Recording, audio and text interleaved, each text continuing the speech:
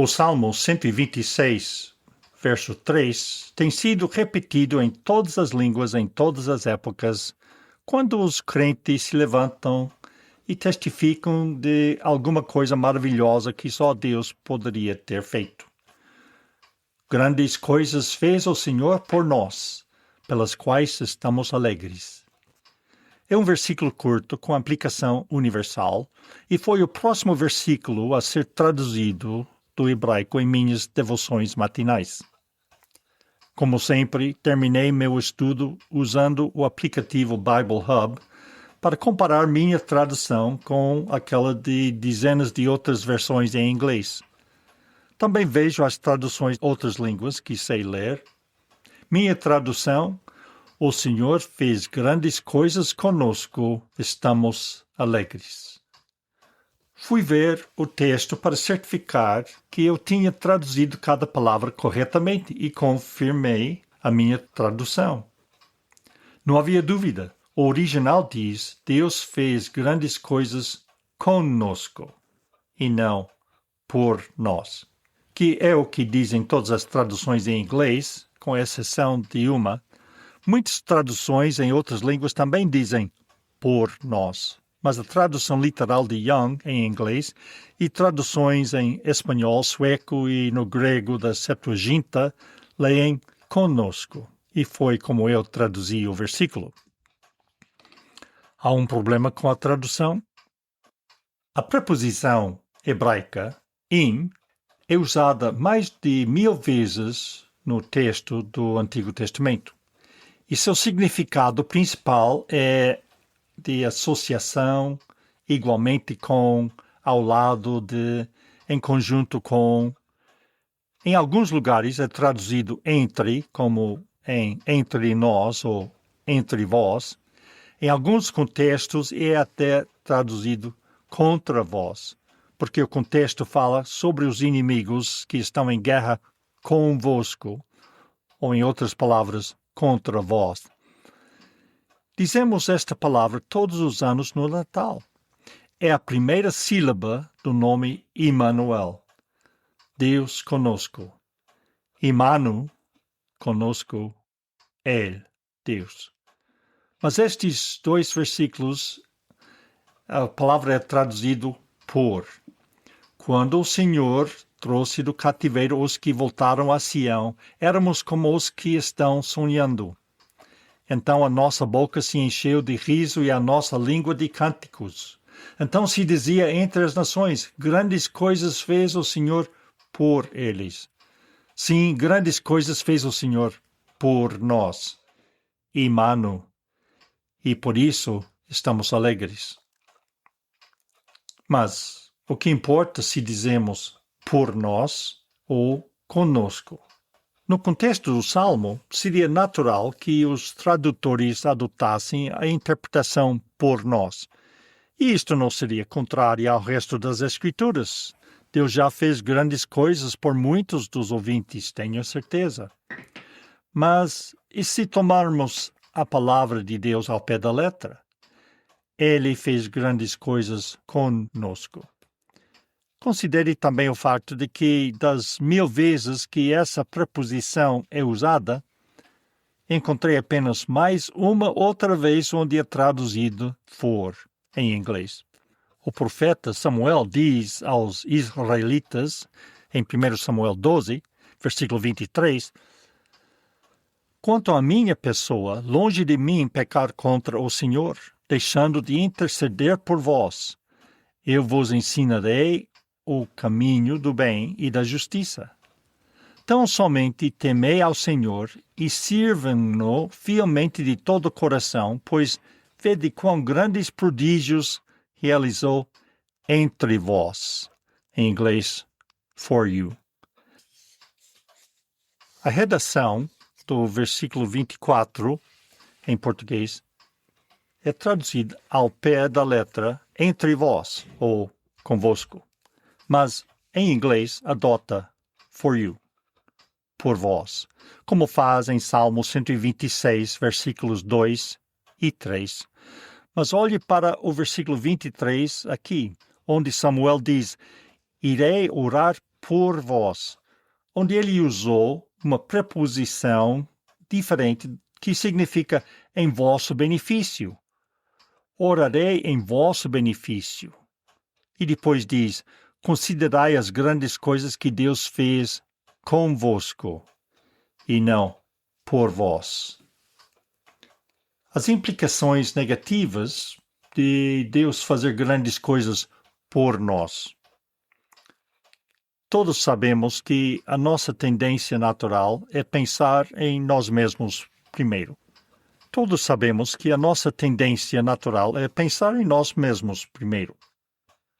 A autopreservação, a autodefesa é uma prova disso. E quando temos de tomar alguma decisão, pensamos, o que é que eu vou ganhar com isso? Ponderamos as vantagens e desvantagens de comprar um carro novo versus manter o antigo mais um ano. Cremos que o propósito do amor de Deus é promover o nosso bem-estar, tanto na vida agora como para sempre na eternidade. Como somos a mais alta criação de Deus, o objetivo dele é garantir que estejamos contentes e bem. Ficamos felizes quando Deus faz grandes coisas por nós, em nosso benefício. É isso que esperamos de Deus.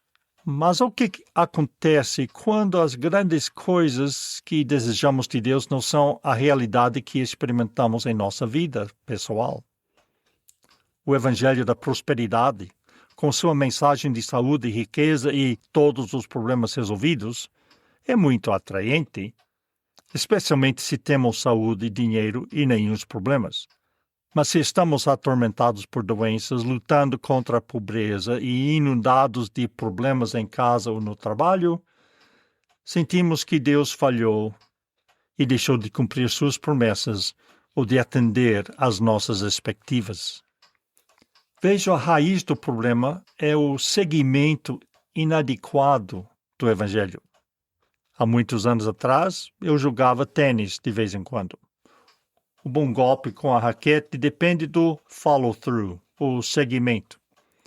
Acho que isso também é válido para o beisebol e golfe. Eu sei que é verdade para o evangelismo.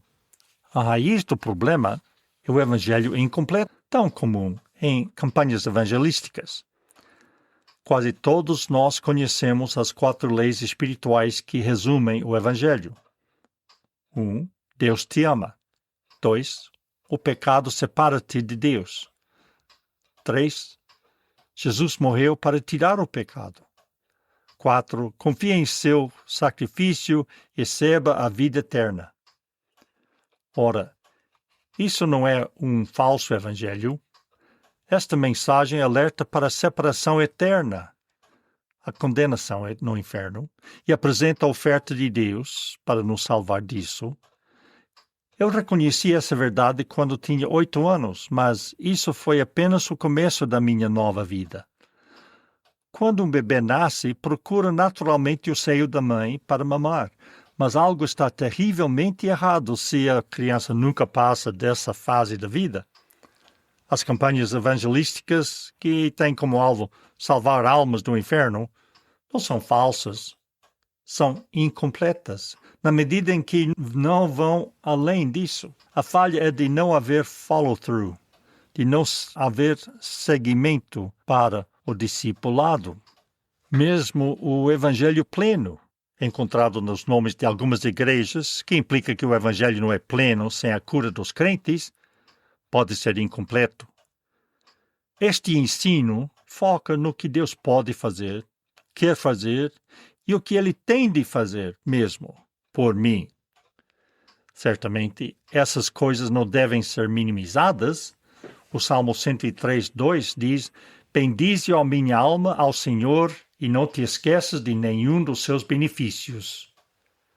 O resto desse salmo destaca a misericórdia de Deus mostrada no seu perdão dos nossos pecados e ofensas.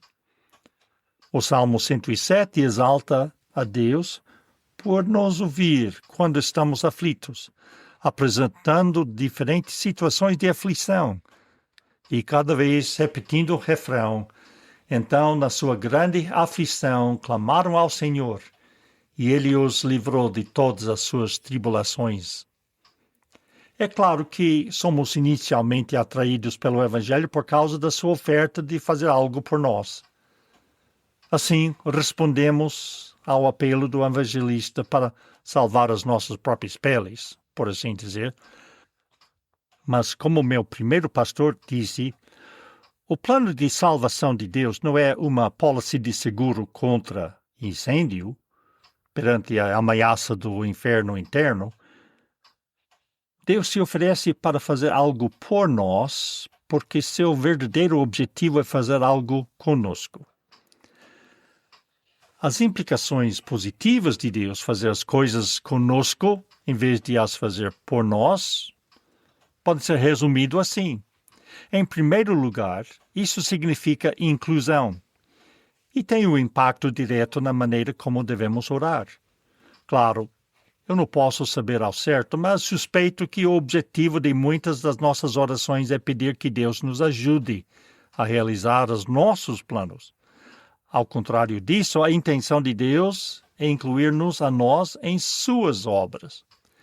Ele quer envolver-nos em seus planos. Deus é autossuficiente. Em sua onipotência e soberania, ele não precisa de nós nem de nada que tenhamos para realizar seus propósitos. Mas ele tem prazer em estarmos unidos a ele quando ele opera. Um evangelista não converte ninguém, mas participa da obra de Deus de salvar os que estão a perecer. Lembro-me de quando nosso filho Ricardo tinha 3 ou 4 anos e eu estava fazendo móveis para a nossa casa no Brasil. Ele adorava pegar no martelo e me ajudar. E, na verdade, sua ajuda não fez diferença nenhuma no produto final, mas fiquei feliz por ele estar comigo. 5 anos mais tarde, quando ele tinha 9 anos e estávamos na madeira, ele, juntamente com a mãe e a sua irmã, Raquel, pegou na madeira que eu tinha cortado e preparado e montaram os bancos para a nossa primeira salão de culto. Eu tive de estar na cidade para finalizar a papelada para que a energia elétrica fosse instalada a tempo da inauguração programada da nossa primeira missão. Aos 9 anos de idade, Ricardo foi uma grande ajuda para completar o plano que eu preparei. Não somos salvos pelas nossas boas obras, mas para as boas obras as quais Deus preparou para que andássemos nelas. Efésios 2, versículo 20.